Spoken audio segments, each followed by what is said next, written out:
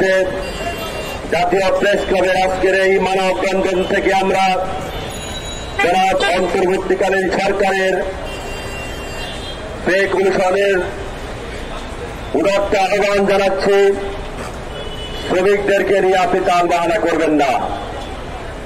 অবিলম্বে আগস্ট 4 কার্যকর করুন এবং তা ডিসেম্বরের ভিতরে কার্যকর করতে হবে। শুধু শ্রমিকদের বেড়ায় আসলে আপনার যত সব টাল বাহানা শুরু হয়। সংগ্রামী শ্রমিক ভাই বন্ধুগণ, 50 থেকে 60% শ্রমিকের অধিকার বাদ দিয়ে বাংলাদেশ কখনো বিনির্মাণ করা সম্ভব নয়। বাংলাদেশ বিনির্মাণ করতে হলে শ্রমিকদের অধিকার নিশ্চিত করে বাংলাদেশ বিনির্মাণ করতে হবে।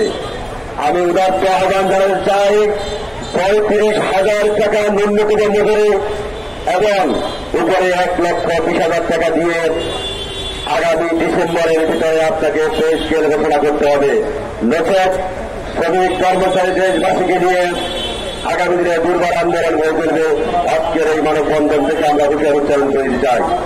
আজকের এই মানববন্ধনে এই পর্যায়ে আমি বক্তব্য নিয়ে আসার বিভিন্ন সময়ে শ্রমিকদের সুযোগ সুবিধা দেওয়ার নামে মূলা ঝুলিয়ে রেখেছে, পে কমিশন গঠন করে পে কমিশনের সুপারিশ নেয়, অথচ বাস্তবায়নের কোনো পদক্ষেপ নেয় না।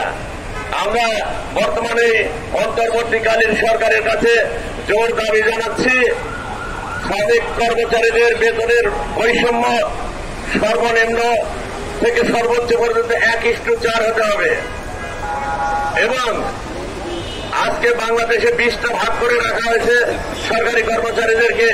এই ভাগটা 10 ভাগে নামায় আনতে হবে, অর্থাৎ 10টা গ্রেড করতে হবে, সর্বোচ্চ গ্রেড এবং সর্বনিম্ন গ্রেড।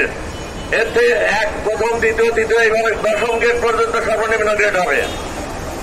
আর যে পে কমিশনের সুপারিশ করা হয়েছে, প্রস্তাব করা হয়েছে, এর মধ্যে আমাদের দাবি নেওয়ার মধ্যে আছে সর্বনিম্ন বেতন 35,000 টাকা হতে হবে এবং আমাদের রেশনিং ভাতা, মহার্ঘ ভাতা, ভাতা, যাবতীয় ভাতা বিআরএল এর সুপারিশ নামার আলোকে বাস্তবায়ন করতে হবে এবং এইটা অবিলম্বে ডিক্লার দিয়ে 2025 সালের জুলাই থেকে 2025 সালের 1 জুলাই থেকে এটা কার্যকর করতে হবে এবং শ্রমিক কর্মচারীদের এই আরতির দিকে, আহাজারির দিকে সরকার যদি নজর না দেয় তাহলে সরকারকে চরম বেকায়দায় করতে হবে। এটা শুধু রেলওয়ে নয়, এটা প্রতিটা সেক্টরে শ্রমিক কর্মচারীরা এক কঠিন দুর্বিষহ অবস্থার মধ্যে দিন যাপন করছে।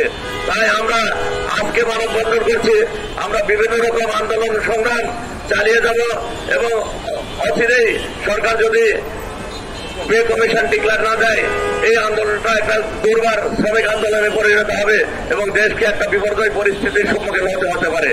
তাই সংগ্রামী সাংবাদিক বন্ধুগণ, সংগ্রামী ভাইরা, আশা করি আপনারা সকলে আমাদের সাথে একত্রতা ঘোষণা করবেন।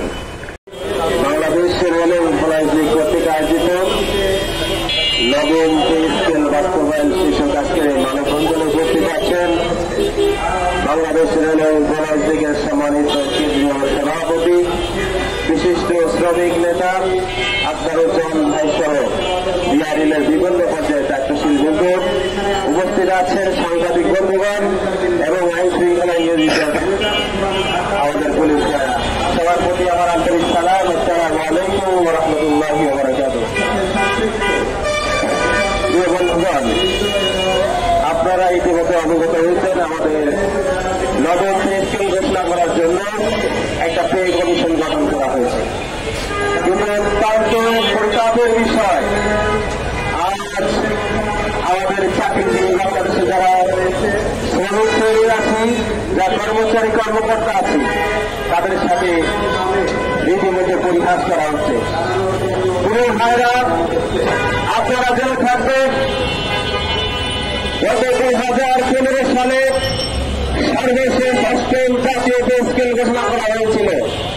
তখন আপনারা যে বাজারে পণ্য ক্রয় বিক্রয় করছেন, সবাই আমরা শ্রমিকরা একই পণ্য ক্রয় বিক্রয় করছি, কিন্তু আজকে দেখা যাচ্ছে আমাদের যারা ব্যবসায়ী শ্রেণী আছে তাদের আজকে আঙুল ফুলে গলা ঘাস হয়ে যাচ্ছে।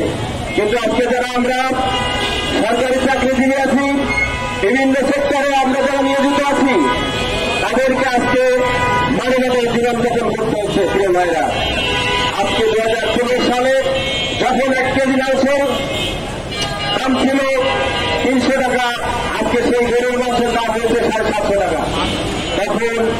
যখন আমাদের 1 কেজি চিনির দাম ছিল 40 টাকা, আজকে হচ্ছে 110 টাকা।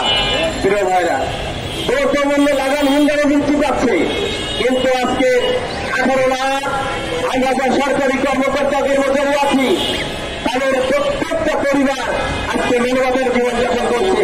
আমাদের সাথে পরিহাস করা হচ্ছে, আমাদের সাথে উপহাস করা হচ্ছে। আপনি যদি নবম সংস্কার বন্ধ করতে নাই পারবেন, তাহলে কেন কমিশন গঠন করবেন?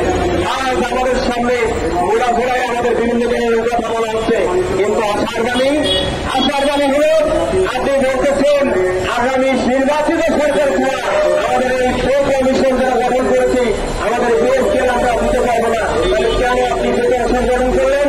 সরকারি টাকা কেন বছর নষ্ট করলেন? এই কমিশন গঠন করে তারা আমরা উচিত জবাব চাই।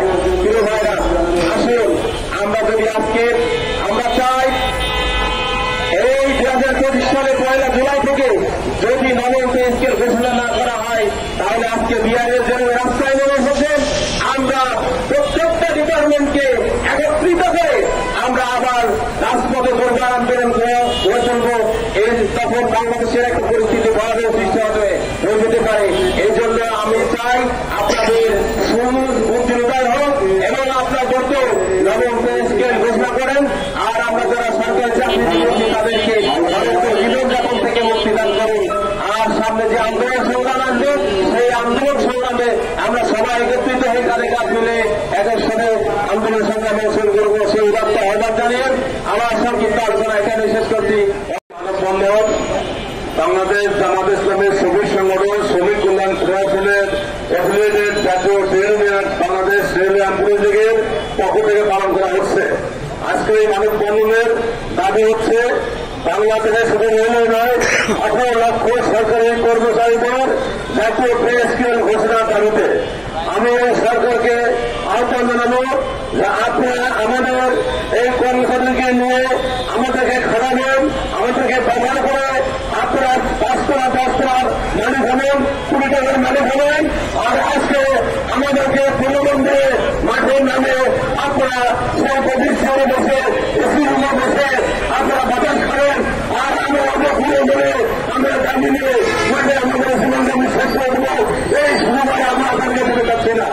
আপনারা ঘোষণা দিয়েছেন, পে কমিশন গঠন করেছেন, আগামী ডিসেম্বরের মধ্যেই পে কমিশন ঘোষণা করবেন। নতুবা আপনার মুনাফা হিসাবে এই জাতির কাছে হাজির হবেন। কোথা দিয়ে পয়সা রেখে ওনাদের দৃষ্টিতে তাকে মুনাফা করা পেয়ে দেওয়া হয়।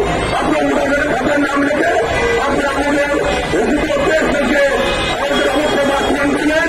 আপনার পেশ ঘোষণা করে আপনার উন্নতি করান।